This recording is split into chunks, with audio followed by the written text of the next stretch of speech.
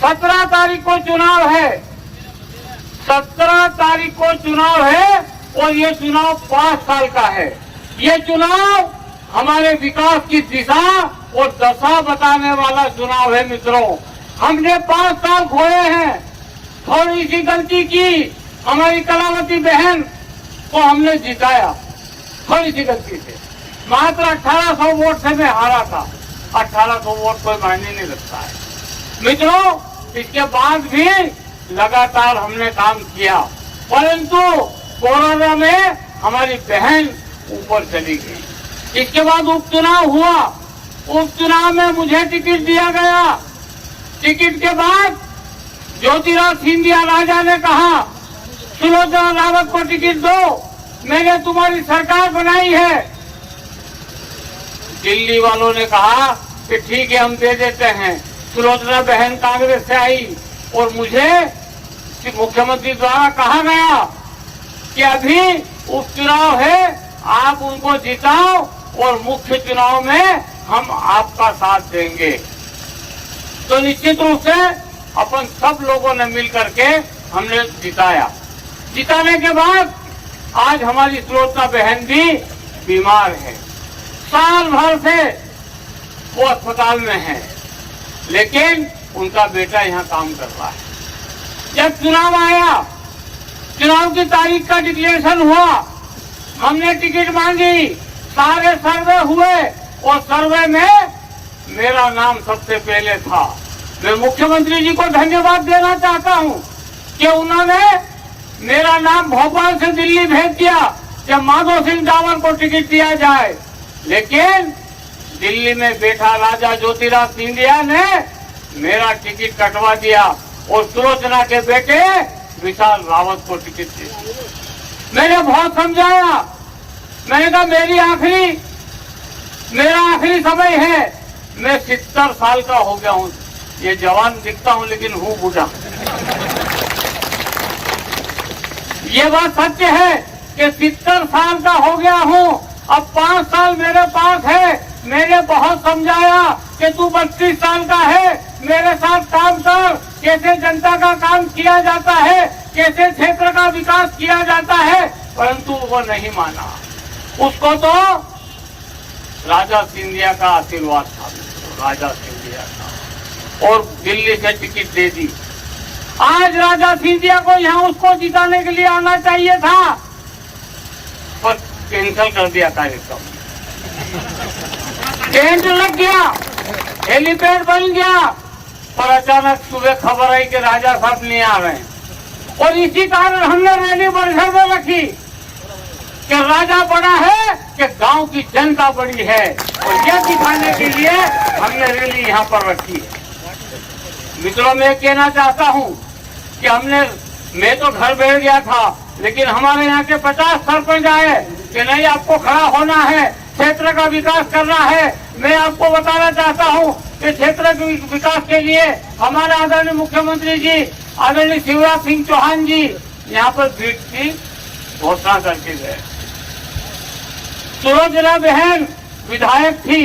मैं खुले मंच से कहना चाहता हूँ कि विधायक का कर्तव्य होता है कि मुख्यमंत्री ने जो घोषणाएं की है उसको पूरा करवाए, लेकिन उन्होंने एक भी पत्र नहीं लिखा।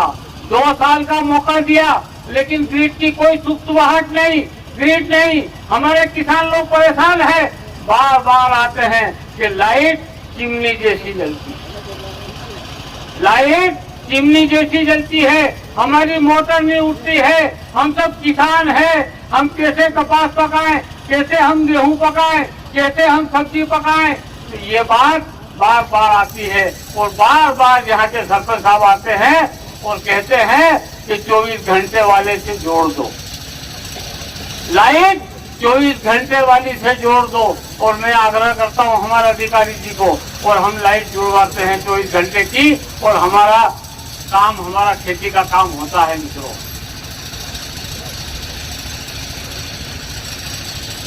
मैं सिर्फ इसलिए खड़ा हुआ हूँ कि हमारे क्षेत्र की जनता का विकास करना है।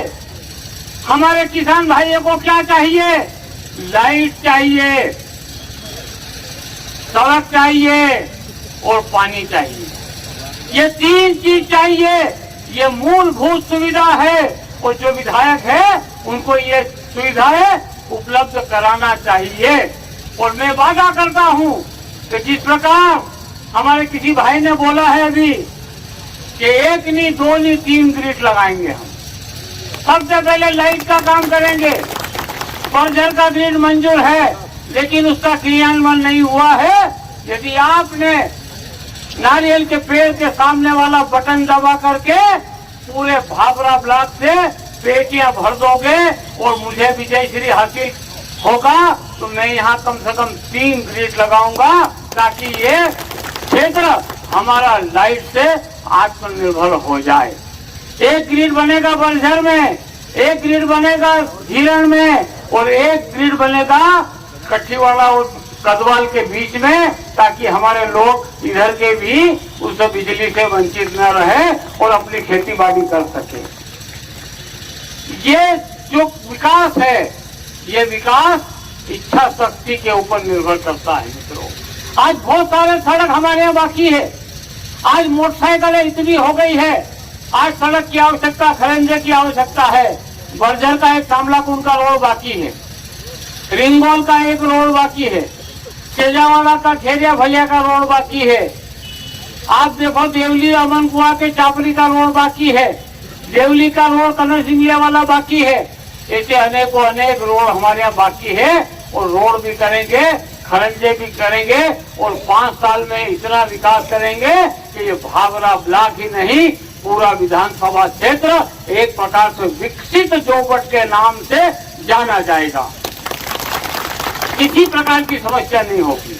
लेकिन मित्रों, ये तभी संभव है जब आप अपने साथियों के साथ, अपने घर वालों, महिलाओं के साथ, हमारी बहन बेटियों के साथ, हमारे चिंती के कहो, ताड़ के कहो, नारियल के कहो, ये 4 पेड़ आएंगे और उसके सामने वाला बटन दबाना पड़ेगा। मित्रों, उसके सामने वाला बटन दबेगा, पेटियां भरेगी और जब गिनती होगी सबसे अधिक वोट ये नारियल का कहो कि नारियल के सामने वाला बटन का मिलेगा तो निश्चित रूप से विजय श्री हासिल होगी और आपके क्षेत्र का विकास होगा। मित्रों, मेरी अंतिम इच्छा यही है कि एक बार मैं विधायक बनूं और क्षेत्र का संपूर्ण विकास करूं ताकि मैं ऊपर भी चला जाऊं तो लोग याद करते रहे कि डोकरा था वो विकास कर दिया। आज हम चंद्रशेखर आजाद जी को क्यों याद करते हैं?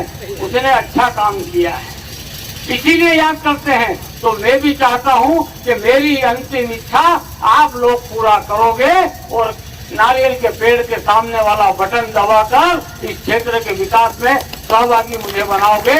इसी आशा विश्वास के साथ बहुत बहुत धन्यवाद। जय हिंद, जय भारत।